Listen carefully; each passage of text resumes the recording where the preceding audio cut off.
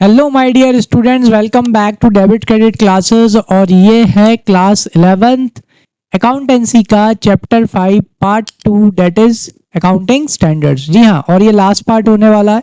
बस Indian accounting standards के बारे में पढ़ना रह गया था और कैसे एप्लीकेबल होते हैं, बस वो इस टॉपिक पे डिस्कस करेंगे और आज इस चैप्टर को क्या कर देंगे, फिनिश कर देंगे। चलिए, और अभी तक अगर फर्स्ट पार्ट नहीं देखा हो तो पहले फर्स्ट पार्ट देख के आइए ताकि ये वाला पार्ट आपको और अच्छे से समझ में आ जाए। ठीक है, चलो तो बिना टाइम वेस्ट किए स्टार्ट करते हैं आज का अपना पार्ट 2। ठीक है, जो कि क्या है भाई, इंडियन अकाउंटिंग स्टैंडर्ड्स। ठीक, और अभी तक लाइक नहीं किया हो लाइक कर दो, सब्सक्राइब कर दो और बेल आइकन को प्रेस कर दो। आ जाओ। तो क्या होते हैं भाई Indian accounting standards? Indian accounting standards, एक मिनट, आ जाओ भाई। तो Indian accounting standards as Indian accounting standards are Indianized version of international financial reporting standard. जो आईएफआरएस होते हैं ना, उन आईएफआरएस का एक तरह से इंडियन वर्जन। कैसा वर्जन? Indian version. जैसे कि फॉरेन मूवीज आती है, उनको आप इंडियन उसमें क्या करते हैं, डब कर देते हैं कि नहीं, इंडिया के हिसाब से डायलॉग्स क्या कर देते हैं, चेंज कर देते हैं। तो वैसे ही यहाँ पे इंडियन जो अकाउंटिंग स्टैंडर्ड्स होते हैं एक्चुअल में वो क्या है, वो आईएफआरएस के कौन से वर्जन है, इंडियन वर्जन है, जिनको इंडिया के हिसाब से क्या कर दिया गया है, थोड़ा सा एडजस्ट कर दिया गया है। ठीक है, तो आईएफआरएस होगा। IFRS as a set of accounting standards developed by the international accounting standard board IASB. ठीक है, on the basis of which financial statements of enterprises are prepared and presented to its users. ठीक है, तो on the base, उसके basis पे क्या करे जाते हैं, जो फाइनेंशियल स्टेटमेंट्स होते हैं, मतलब बाय फॉलोइंग आईएफआरएस, उनको फॉलो करके क्या बनाए जाते हैं, फाइनेंशियल स्टेटमेंट्स बनाए जाते हैं। मतलब आपका प्रॉफिट एंड लॉस अकाउंट और बैलेंस शीट। और फिर उसको बनाने के बाद में जो यूजर्स होते हैं उन फाइनेंशियल स्टेटमेंट के, जैसे कि इंटरनल यूजर्स होते हैं, एक्सटर्नल यूजर्स होते हैं। इंटरनल यूजर्स जैसे ओनर हो गया, मैनेजमेंट हो गया। एक्सटर्नल यूजर जैसे क्रेडिटर हो गए, बैंक हो गया, फाइनेंशियल इंस्टीट्यूशन, गवर्नमेंट। तो इन सबको इन्फॉर्मेशन क्या कर दी जाती है बेटा, सप्लाई कर दी जाती है। नाउ कैरेक्टरिस्टिक्स और silent features of Indian accounting standards. चलो, सबसे पहला इसका फीचर क्या है बेटा, that Indian accounting standards are modified version of IFRS. यानी जो इंटरनेशनल फाइनेंशियल रिपोर्टिंग स्टैंडर्ड्स हैं, उनके ये कैसे वर्जन है, उनके ये इंडियन वर्जन है। कैसे वर्जन? इंडियन। यानी उन्हें इंडिया की मार्केट के हिसाब से, इंडिया की इकोनॉमी के हिसाब से, इंडिया की अकाउंटिंग के हिसाब से इन्हें थोड़ा क्या करा है, मॉडिफाई किया गया है। ठीक है, थोड़ा चेंज। सेकंड क्या है बेटा, Indian accounting standards are comprehensive and cover a wide area comprising revenue, expenses, losses, assets, liabilities and equity. तो जो अपने इंडियन अकाउंटिंग स्टैंडर्ड्स हैं वो भी बहुत कॉम्प्रिहेंसिव है, बहुत डिटेल में है, जो कि सब कुछ कवर करते हैं। रेवेन्यू से related, how to record revenue, how to present the revenue, expenses से related, losses, assets, liability, equity, यानी एवरीथिंग क्या करते हैं, अपने अकाउंटिंग स्टैंडर्ड्स कवर करते हैं। कौन से वाले? इंडिया वाले। नेक्स्ट क्या है बेटा अपना इसका feature, that Indian accounting standards are principle based. कैसे हैं? प्रिंसिपल बेस्ड है। Under Indian accounting standards items are shown in the balance sheet as per the principles associated with each item. यानी कि बैलेंस शीट में अपन जो भी item दिखाते हैं वो सब प्रिंसिपल, यानी जितने भी अपन ने प्रिंसिपल्स पढ़े, सिद्धांत पढ़े हैं अपन ने चैप्टर 3 में, is that clear? On the basis of those principles upon balance sheet में क्या शो करते हैं, आइटम शो करते हैं, जैसे हिस्टोरिकल कॉस्ट, मैचिंग कॉस्ट। ठीक है, ये जो अपन ने प्रिंसिपल्स पढ़े थे, उस प्रिंसिपल के बेसिस पे ये जितने भी आइटम्स हैं जो बैलेंस शीट में आते हैं, एसेट्स आती हैं, लायबिलिटीज आती हैं, उन सबको अपन क्या करते हैं बेटा, शो करते हैं। तो that is why it is written that Indian accounting standards are principle based. कैसे हैं? प्रिंसिपल, सिद्धांतों के ऊपर बेस्ड है। नेक्स्ट क्या बेटा, इंडियन अकाउंटिंग स्टैंडर्ड्स ले emphasis on transparency and accountability of financial statements. यानी कि इंडियन अकाउंटिंग स्टैंडर्ड्स काय पे ज्यादा जोर देते हैं? इंडियन अकाउंटिंग स्टैंडर्ड्स सबसे ज्यादा जोर देते हैं ट्रांसपेरेंसी पे। यानी कि जो आपके फाइनेंशियल स्टेटमेंट्स हैं वो कैसे हो, फाइनेंशियल स्टेटमेंट इजी होना चाहिए, जितने इजी हो सके उतने इजी होना चाहिए क्या, financial statement. Is that clear? तो ट्रांसपेरेंसी का मतलब होता है कि आसानी से समझ में आए, उनमें किसी भी तरह का कॉम्प्लेक्सिटी ना हो, किसी भी तरह की मैनिपुलेशन ना हो, किसी भी तरह की छेड़खानी ना हो। Is that clear? तो अपने इंडियन अकाउंटिंग स्टैंडर्ड उसी चीज पे क्या देते हैं, जोर देते हैं, उसी चीज पे एम्फेसिस देते हैं कि भाई अपने जो इंडियन मतलब फाइनेंशियल स्टेटमेंट्स बने वो कैसे बने भाई, ट्रांसपेरेंट बने, और उनकी अकाउंटेबिलिटी कैसी हो, और उनकी अकाउंटेबिलिटी भी ज्यादा हो। ठीक है, आगे आ जाओ। नेक्स्ट नेक्स्ट क्या पढ़ना है अपने को, ऑब्जेक्टिव्स। तो what are the objectives of our Indian accounting standards? पहला ऑब्जेक्टिव क्या है बेटा, टू इंश्योर यूनिफॉर्मिटी, जो अपन पहले भी पढ़ के आ चुके हैं, क्यों आईएफआरएस डेवलप करे हैं या क्यों अकाउंटिंग स्टैंडर्ड डेवलप करे, the main reason for developing these accounting standard so that when all the companies, जब सारी की सारी कंपनीज एक ही तरह के रूल्स एंड रेगुलेशंस फॉलो करेंगी तो उससे क्या होगा, यूनिफॉर्मिटी आएगी, यानी सबके फाइनेंशियल स्टेटमेंट कैसे बनेंगे, एक जैसे बनेंगे, तो उनको समझने में, उनको कंपेयर करने में, उनको एनालाइज करने में कैसा लगेगा बेटा, इजी रहेगा। तो to ensure uniformity in the preparation and presentation of the financial statements। तो सबसे पहला जो मेन ऑब्जेक्टिव है अपने इंडियन अकाउंटिंग स्टैंडर्ड का वो ये है कि भाई प्रिपरेशन और प्रेजेंटेशन, यानी जिस तरह से बनाए जाते हैं और जिस तरह से प्रेजेंट किए जाते हैं वो कैसे बने, बिल्कुल यूनिफॉर्म, एक जैसे। सेकंड क्या है बेटा, to provide information to the users about the policies adopted in the preparation of financial statements. एक और जो अपना मेन ऑब्जेक्टिव है इंडियन अकाउंटिंग स्टैंडर्ड्स का वो ये है कि जो यूजर्स हैं अकाउंटिंग इंफॉर्मेशन के, उनको ये पता चले कि भाई अपन ने अपने फाइनेंशियल स्टेटमेंट्स बनाते टाइम क्या क्या पॉलिसीज अडॉप्ट करी हैं, समझ में आया, क्या पता चले क्या क्या पॉलिसीज यानी अपन ने क्या क्या नीतियां अडॉप्ट की हैं while preparing our financial statements. ठीक, नेक्स्ट ऑब्जेक्टिव क्या है, to remove the effect of diverse accounting policies and practices. ये अपन ने इस चैप्टर के स्टार्टिंग में ही पढ़ा था बेटा कि there are so many diverse accounting practices, यानी किसी ट्रांजैक्शन को आप इस तरह से भी रिकॉर्ड कर सकते हो, इस तरह से भी रिकॉर्ड कर सकते हो, या किसी ट्रांजैक्शन को आप इस तरह से भी प्रेजेंट कर सकते हो और इस तरह से भी प्रेजेंट कर सकते हो। There are diverse accounting practices, तो उन अलग अलग अकाउंटिंग प्रैक्टिसेस को क्या करना था, खत्म करना था। उसके लिए जो एक और अपना मेन ऑब्जेक्टिव है इंडियन अकाउंटिंग स्टैंडर्ड्स का कि वो यही है कि जो ये डाइवर्स यानी जो अलग अलग अकाउंटिंग प्रैक्टिसेस हैं, पॉलिसीज हैं, उनको क्या करा जा सके, उनको रिमूव किया जा सके, उनको हटाया जा सके। ठीक है, this is the another objective of our Indian accounting standards. Then next क्या है, to ensure consistency, transparency and comparability of financial statements। So one more objective of our Indian accounting standard is that कि भाई अपने जो financial statements बने वो कैसे बने, कंसिस्टेंसी से बने, मतलब एक जैसी पॉलिसीज, एक जैसी मेथड्स, एक जैसे मतलब रूल्स एंड रेगुलेशंस फॉलो करके जब आप 4-5 साल के क्या बनाओगे, अकाउंटिंग स्टैंडर्ड्स फाइनेंशियल स्टेटमेंट्स बनाओगे तो वो कैसे बनेंगे बेटा, एक जैसे बनेंगे। और जैसे ही वो एक जैसे बनेंगे तो आप 4-5 साल के डेटा को आपस में क्या कर पाओगे बेटा, कंपेयर, क्या कर पाओगे, उनको आप आपस में कंपेयर कर पाओगे। ठीक है, और कंपेरेबिलिटी से क्या आता है बेटा, बहुत सारे डिसीजंस लिए जा सकते हैं। ठीक है, और क्या आनी चाहिए भाई, ट्रांसपेरेंसी, जो कि अपन ने अभी डिस्कस किया कि भाई आपके फाइनेंशियल स्टेटमेंट कैसे होना चाहिए बेटा, ट्रांसपेरेंट होना चाहिए ना, बिल्कुल साफ साफ देखे, उनमें किसी भी तरह की कॉम्प्लेक्सिटी, किसी भी तरह का मैनिपुलेशन ना हो। ठीक है, किसी भी तरह की एम्बिग्विटी ना हो, मतलब कंफ्यूजन। ठीक है, तो एक और जो ऑब्जेक्टिव है अपने इंडियन अकाउंटिंग स्टैंडर्ड का कि जितना हो सके ये इंश्योर करना कि आपके फाइनेंशियल स्टेटमेंट कैसे हो, कंसिस्टेंट हो, यानी एक जैसे बनाए गए हो, एक जैसी पॉलिसीज, एक जैसी प्रोग्राम एक जैसी पॉलिसीज, एक जैसे रूल्स रेगुलेशंस फॉलो करके आपने क्या करे हो, अपने अकाउंटिंग स्टैंडर्ड्स बनाए हो। तो उससे क्या होगा, 4-5-10 सालों तक आपके एक जैसे फाइनेंशियल स्टेटमेंट बनेंगे, तो आप उन्हें आपस में क्या कर पाओगे, कंपैरिजन कर पाओगे। ठीक है, और ट्रांसपेरेंसी मैंने समझाई दिया। आ जाओ, नेक्स्ट क्या ऑब्जेक्टिव है बेटा, to remove the reliability to improve the reliability and credibility of the financial statements। ठीक है, तो एक और जो मेन ऑब्जेक्टिव है अपने इंडियन अकाउंटिंग स्टैंडर्ड्स का वो ये है कि भाई अपन अपने किसके फाइनेंशियल स्टेटमेंट्स की क्रेडिबिलिटी, ठीक है, और रिलायबिलिटी यानी कि उन पे भरोसा, ठीक है, उन पे भरोसा करने की जो कैपेसिटी है उसे अपन क्या कर सके, बढ़ा सके और उसे इम्प्रूव कर सके।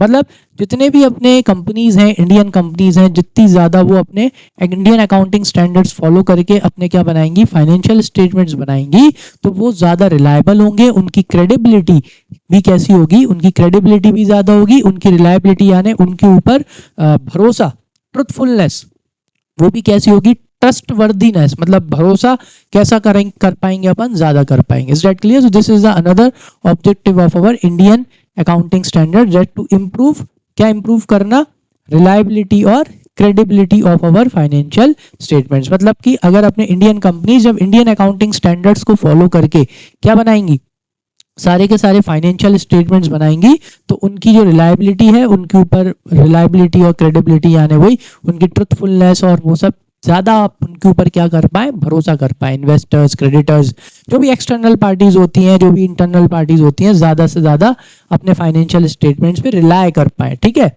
आ जाओ नेक्स्ट क्या है बेटा, merits of Indian accounting standards. Indian accounting standards के मेरिट्स क्या है? सबसे पहला क्या है, सूटेबल फॉर इंडियन कंडीशंस। भाई इंडियन अकाउंटिंग स्टैंडर्ड्स इंडिया की कंडीशंस के हिसाब से, इंडिया की इकोनॉमी डाइवर्सिटी के हिसाब से इन्हें क्या करा गया है, मॉडिफाई किया गया है। So they are suitable for Indian conditions. So they have been framed in such a way that they are most suitable for the Indian conditions. Is that clear? Because India की social, economical और political conditions के हिसाब से इनको क्या कर दिया गया है, थोड़ा मॉडिफाई कर दिया गया है। As it is copy paste नहीं किया गया है आईएफआरएस को। Is that clear? Because India social, economical and political conditions are different as comparison to the foreign countries. तो उनको उसके हिसाब से क्या करा गया है, मॉडिफाई किया गया है। तो they are very much suitable for Indian conditions. ठीक है, नेक्स्ट क्या है बेटा, नेक्स्ट मेरिट है clear guidelines for financial reporting. Indian accounting standards provide a wide framework in which clear guidelines are given for the financial reporting. अपन ने पहले ही पढ़ा था, Indian accounting standards are comprehensive, which means they are in very detail. तो एक बहुत wide framework है जिसमें आपके इंडियन अकाउंटिंग स्टैंडर्ड्स ने क्लियरली गाइडलाइंस दे रखी हैं कि कैसे फाइनेंशियल रिपोर्टिंग करनी है, which means how to prepare your financial statements, that is profit and loss account and balance sheet. Is that clear? तो किसी भी तरह का कंफ्यूजन इंडियन अकाउंटिंग स्टैंडर्ड्स देखो वो आपको बता देगा। थर्ड इसका एडवांटेज क्या है, that is uniformity in financial reporting. जब सब लोग इंडियन अकाउंटिंग स्टैंडर्ड्स फॉलो करेंगे, मतलब खासतौर से इंडियन कंपनीज, तो सबके फाइनेंशियल स्टेटमेंट्स कैसे बनेंगे बेटा, एक जैसे बनेंगे। सबके फाइनेंशियल स्टेटमेंट एक जैसे बनेंगे तो क्या आएगी, यूनिफॉर्मिटी आएगी। So the adoption of Indian accounting standards bring uniformity. तो यूनिफॉर्मिटी से क्या आएगा, कंपेरेबिलिटी। सबके फाइनेंशियल स्टेटमेंट एक जैसे बनेंगे, बहुत सालों तक एक जैसे बनेंगे, तो दे कैन कंपेयर खुद की परफॉर्मेंस, खुद की बिजनेस की परफॉर्मेंस क्या कर पाएंगे, कंपेयर कर पाएंगे। खुद के बिजनेस को अपने कॉम्पिटिटर के बिजनेस से क्या कर पाएंगे, कंपेयर कर पाएंगे, because all will follow Indian accounting standards. तो सबके फाइनेंशियल स्टेटमेंट कैसे बनेंगे, एक जैसे बनेंगे। तो कंपेरेबिलिटी आएगी और क्या आएगी, ट्रांसपेरेंसी आएगी इन फाइनेंशियल स्टेटमेंट। मतलब समझने में आसानी हो जाएगी। ट्रांसपेरेंसी आएगी मतलब आपको, जब सब लोग एक जैसे अकाउंटिंग स्टैंडर्ड्स फॉलो करेंगे, एक जैसे रूल्स एंड रेगुलेशंस फॉलो करेंगे, एक जैसी पॉलिसीज प्रिंसिपल्स फॉलो करेंगे, तो उससे क्या होगा बेटा, सबके फाइनेंशियल स्टेटमेंट एक जैसे बनेंगे। एक जैसे बनेंगे तो ट्रांसपेरेंसी आएगी, मतलब अच्छे से समझ में आएगा, कोई भी कंफ्यूजन नहीं होगा। Next, it improves the standard. इससे क्या बढ़ता है बेटा, स्टैंडर्ड बढ़ता है and quality of financial reporting. इससे आपके फाइनेंशियल रिपोर्टिंग का स्टैंडर्ड भी बढ़ता है, उसका स्तर भी बढ़ता है, और इससे क्या होती है बेटा, क्वालिटी जो होती है फाइनेंशियल रिपोर्टिंग की वो भी और अच्छी होती है। नेक्स्ट मेरिट क्या है, हेल्पफुल टू इन्वेस्टर्स। इससे किसको हेल्प मिलेगी बेटा, इन्वेस्टर्स को। Investor require high quality and relevant, reliable, transparent and comparable information in financial statements in order to make the economic decision. खुद एक इन्वेस्टर के पॉइंट ऑफ व्यू से सोचो, as a investor what you need financial statement. आपको financial statement चाहिए क्या करने के लिए, इन्वेस्ट करने के लिए। तो अगर आपको फाइनेंशियल स्टेटमेंट चाहिए इन्वेस्ट करने के लिए, तो उसकी क्वालिटी कैसी होना चाहिए बेटा, हाई क्वालिटी के फाइनेंशियल स्टेटमेंट होना चाहिए। कैसे होना चाहिए, रिलेवेंट। रिलेवेंट मतलब उनमें, मतलब रिलेवेंट फाइनेंशियल स्टेटमेंट या जरूरी इंफॉर्मेशन उनमें होना चाहिए। कैसे होना चाहिए, रिलायबल, जिनके ऊपर तुम भरोसा कर सको। ट्रांसपेरेंट होना चाहिए, यानी जिनके पढ़ के, जिनको देख के किसी भी तरह का क्या ना हो, कोई भी कंफ्यूजन ना हो। कंपेरेबल होना चाहिए, जिनकी इंफॉर्मेशन को आप क्या कर सको, कंपेयर कर सको। Is that clear? क्यों? क्योंकि आपको क्या करना है, आपको एक बहुत इंपॉर्टेंट इकोनॉमिक डिसीजन लेना है कि वेदर टू इन्वेस्ट क्या बोलते हैं, मनी इन दिस कंपनी और नॉट, कि भाई इस कंपनी में पैसा लगाना है या नहीं लगाना। तो as a investor you need high quality data, you need relevant information, you need reliable, you need transparent and you need comparable information of financial statements in order to make economic decisions, ताकि आप अच्छे से क्या कर सको, अपना economic decision ले सको कि भाई इस कंपनी में पैसा लगाना है या नहीं लगाना। ठीक है। फिफ्थ क्या बेटा, difficulty to commit fraud and manipulate the account. Difficulty लिखा है मतलब मुश्किल होता है, मतलब इसका मतलब ये नहीं कि नहीं कर सकते, हाँ, बट इट इज डिफिकल्ट जब आप क्या फॉलो करोगे, इंडियन अकाउंटिंग स्टैंडर्ड्स फॉलो करोगे।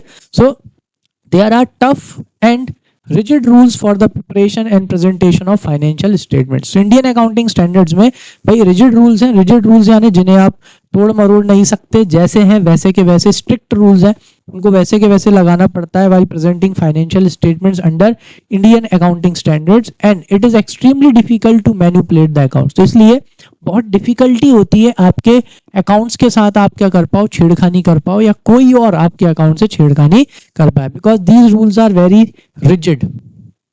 नेक्स्ट क्या है बेटा, चलो तो मेरिट्स हो गए, है ना। नेक्स्ट चीज क्या है, applicability of accounting standards in India. तो ये एप्लीकेबल कैसे होते हैं जरा ये देख लो। तो इनका प्रोसीजर क्या होता है बेटा, procedure to issue Indian accounting standard is same as being followed in case of existing accounting standards। These accounting standards are first approved by the Council of Indian Institute of Chartered Accountants। यानी कि सबसे पहले ये जो अपने accounting standards रहते हैं उन्हें अकाउंटिंग स्टैंडर्ड्स बनने से पहले कौन अप्रूव करता है, institute of chartered accountants of India, ठीक है। वो लोग क्या करते हैं, इसको अप्रूव करते हैं, ठीक है। And then send to national advisory committee on accounting standards. फिर ये इस कमेटी को भेजते हैं, ठीक है, national advisory committee on accounting standard, that is NACAS को, फॉर देयर अप्रूवल। फिर वो लोग अप्रूव करते हैं, फिर NACAS recommends these standards to ministry of corporate affairs. उनको मतलब उनका अप्रूवल मिलने के बाद फिर जो NACAS होती है ये इसको किसको भेजती है अप्रूवल के लिए, मिनिस्ट्री ऑफ कॉर्पोरेट अफेयर्स को।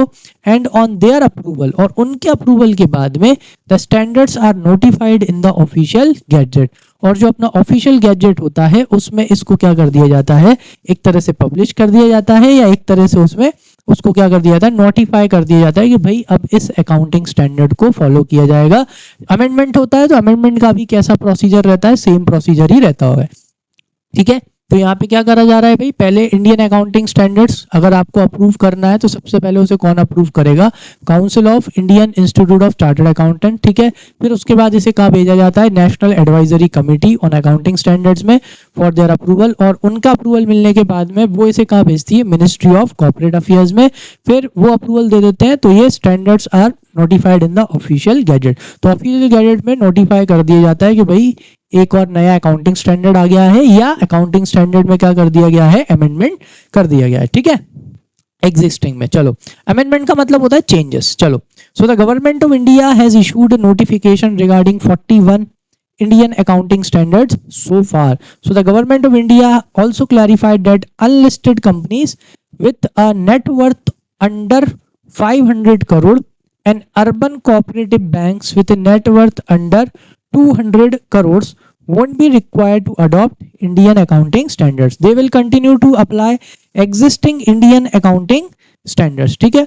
तो जो आपकी इंडियन गवर्नमेंट है उसने अपने नोटिफिकेशन में ये भी डिक्लेयर कर, मतलब अभी तक 41 इंडियन अकाउंटिंग स्टैंडर्ड डिक्लेयर हो चुके हैं, लेकिन जो आपकी गवर्नमेंट ऑफ इंडिया है उसने ये क्लैरिफाई कर दिया है कि जो अनलिस्टेड कंपनीज है, यानी जो अभी तक लिस्ट नहीं हुई है, ठीक है, जिनकी नेटवर्थ 500 करोड़ के अंदर अंदर है, और जो अर्बन कोऑपरेटिव बैंक्स हैं जिनकी नेटवर्थ 200 करोड़ रुपए के अंदर अंदर है, तो उनको अभी इंडियन अकाउंटिंग स्टैंडर्ड्स अडॉप्ट करने की जरूरत नहीं है। अभी जो इंडियन अकाउंटिंग स्टैंडर्ड्स चल रहे थे वो उन्हें ही क्या कर सकते हैं, अप्लाई कर सकते हैं, ठीक है। चलो, तो बस इसी के साथ में अपना जो ये इंडियन मतलब अकाउंटिंग स्टैंडर्ड्स वाला जो चैप्टर है वो क्या होता है, फिनिश होता है। अब नेक्स्ट क्लास से अब हम स्टार्ट करेंगे अकाउंटिंग इक्वेशन, जो कि है एक प्रैक्टिकल वाला चैप्टर, यानी कि अब हम आगे से स्टार्ट करने जा रहे हैं न्यूमेरिकल्स, ठीक है। तो थोड़ा सा उसके लिए उसका बेस समझाऊंगा, थोड़ा थ्योरेटिकल बेस समझाऊंगा, फिर उसके बाद से उसके न्यूमेरिकल्स करना मैं आपको सिखाऊंगा, ठीक है। बहुत इजी चैप्टर है, बहुत अच्छे से समझ में आएगा, है ना। अब जो फन है वो और ज्यादा बढ़ने वाला है, क्योंकि अब क्या स्टार्ट हो जाएंगे न्यूमेरिकल्स, ठीक है। चलो, तो अभी सब समझ में आया हो, अच्छे से समझ में आया हो तो लाइक कर दो, सब्सक्राइब कर दो और बेल आइकन को प्रेस कर दो, ताकि आपकी एक भी क्लास मिस ना हो, और नेक्स्ट क्लास बिल्कुल भी मिस मत करना। मिलते हैं नेक्स्ट क्लास में, थैंक यू।